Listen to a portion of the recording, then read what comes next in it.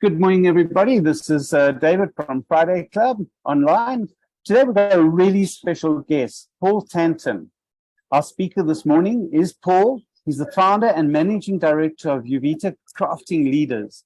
Paul founded U-Vita to bring about massive change in leadership and entrepreneurial development. Using Paul's unique methodologies, he can unlock your leadership skills to improve your business effectiveness, excellence, and potential. Paul's massive aspiration is to change leadership in Africa for the better.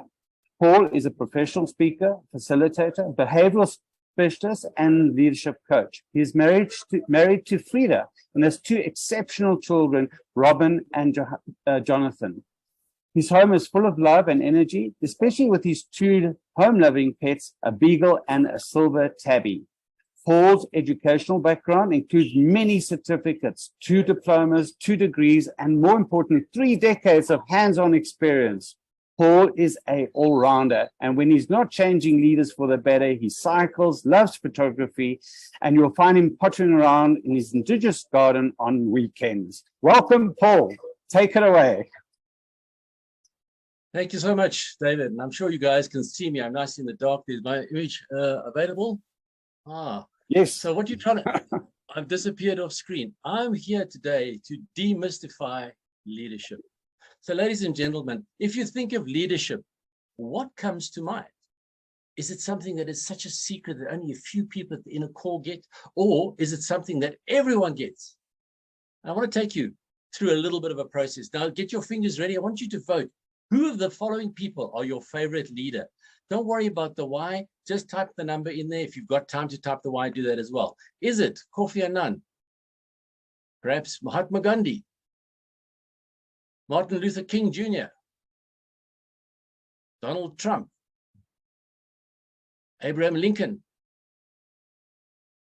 Cyril Ramaphosa? Or Nelson Mandela?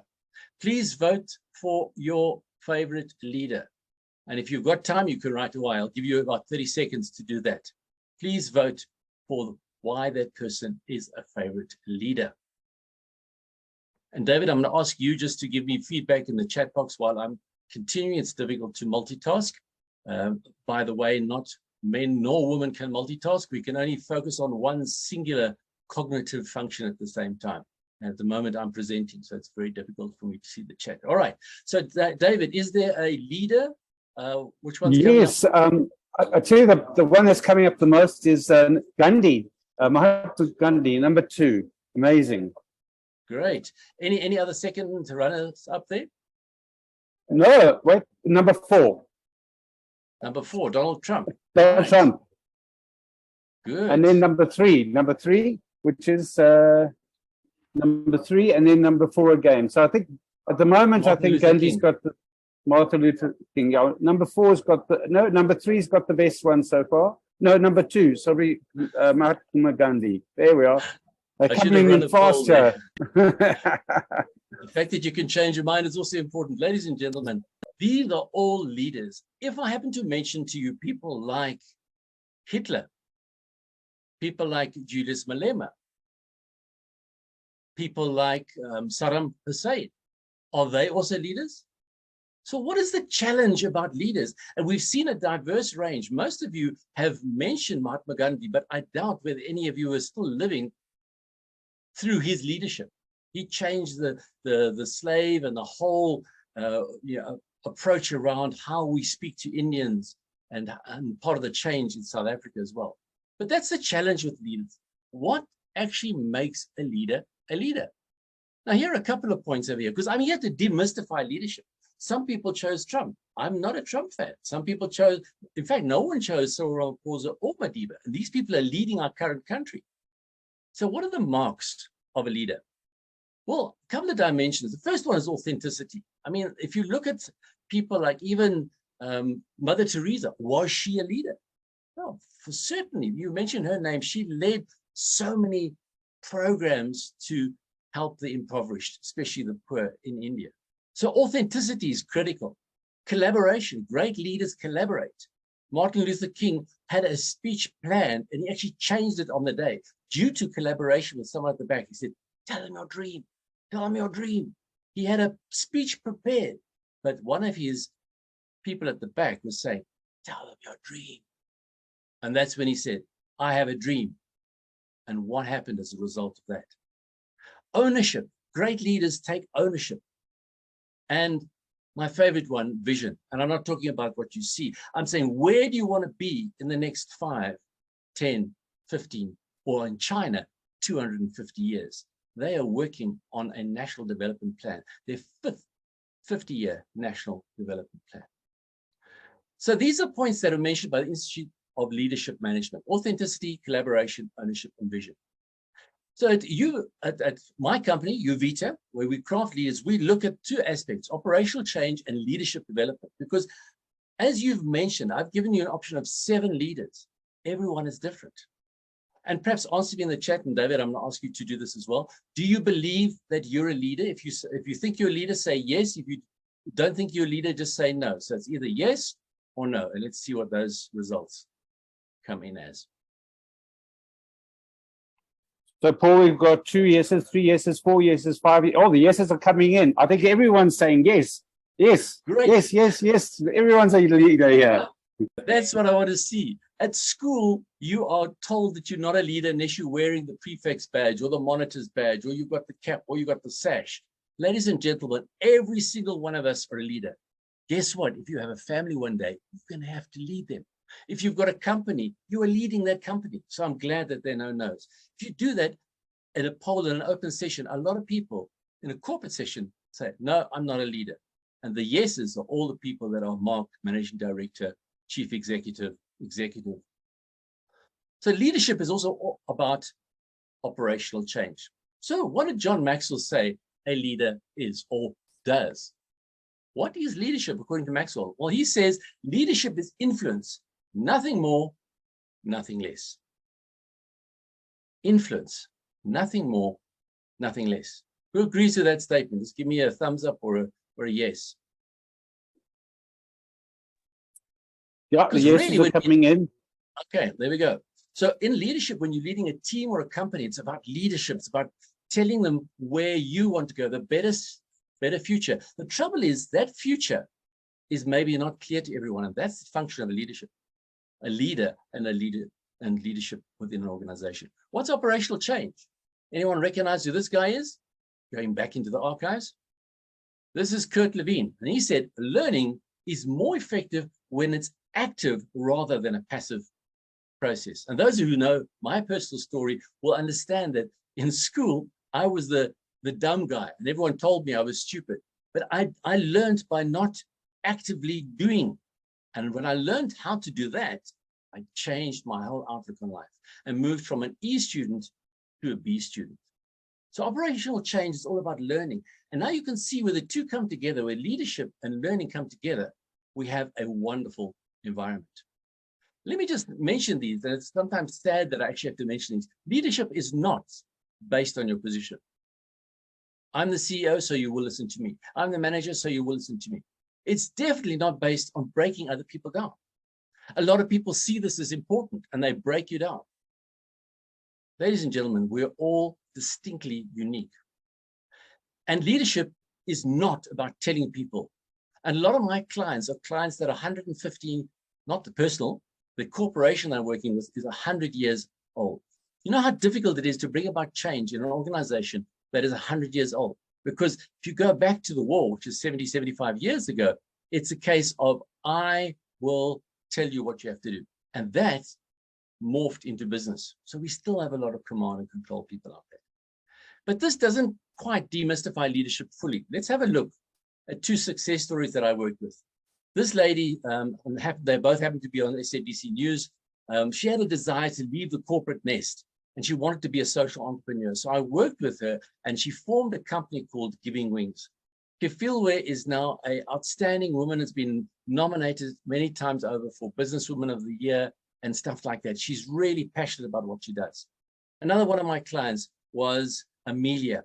I met her in my previous life in a corporate environment. She wanted to build self-confidence and started a book club in Tembisa, which is extremely successful.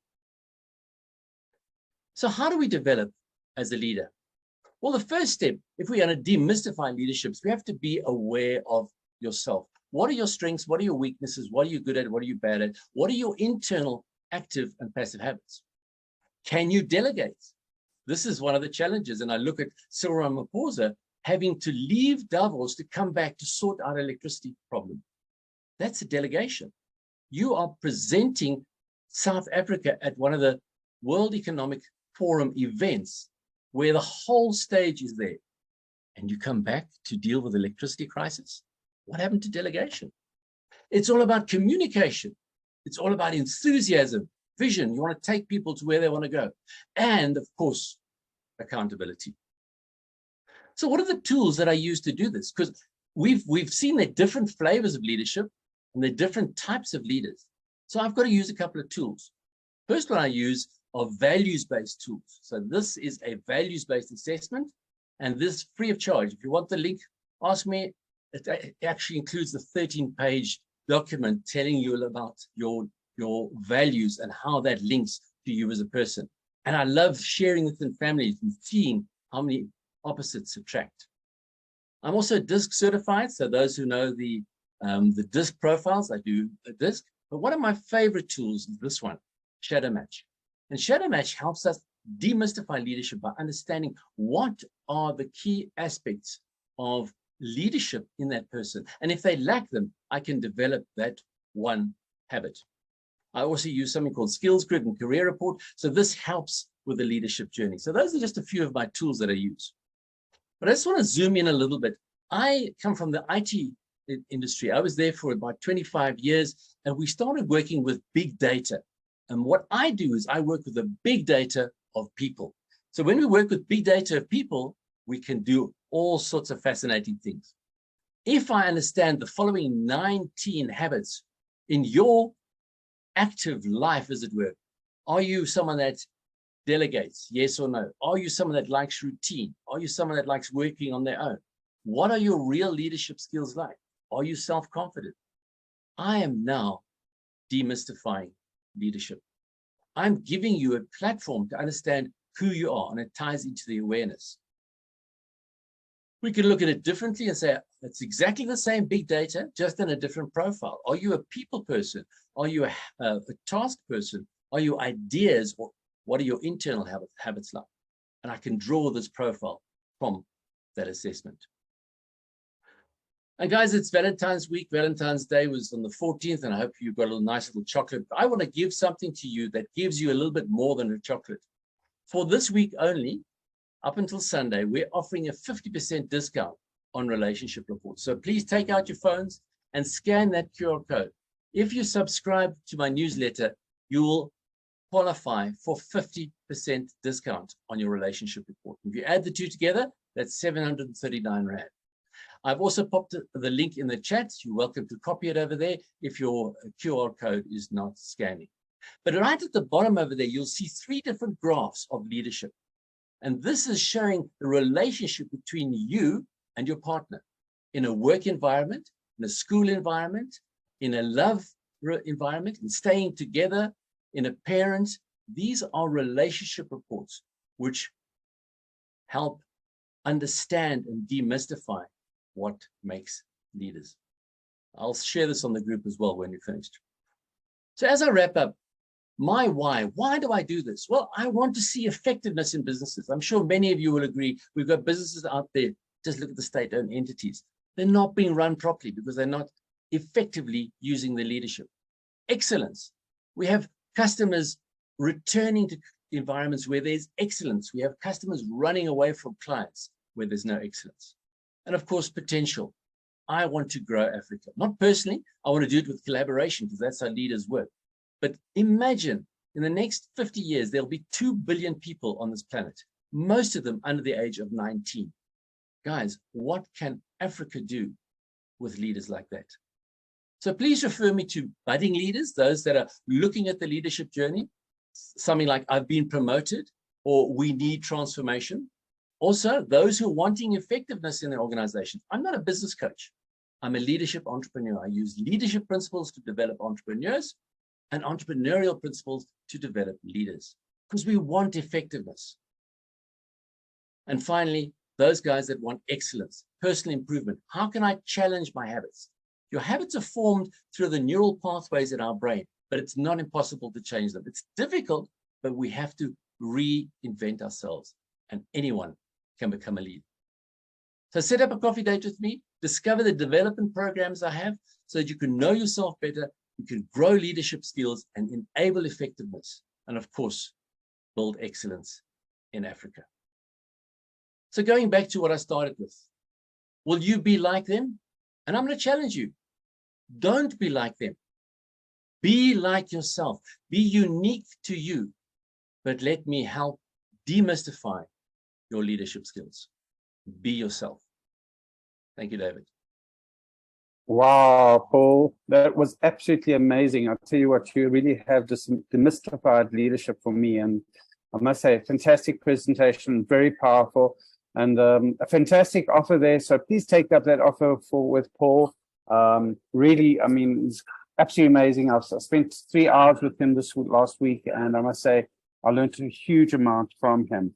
So thank you, Paul. Congratulations. And Paul will be putting that up onto the chat. So ensure, and Paul, I'll just ask, is that also, can people pass that on, that referral to other people to actually take up that offer? Well, 100%. Fantastic. So great. So if anyone else, if you know anyone out there who would like to take up this offer, of course, please send them that link so that they can also take up that offer. So thank you very much, Paul.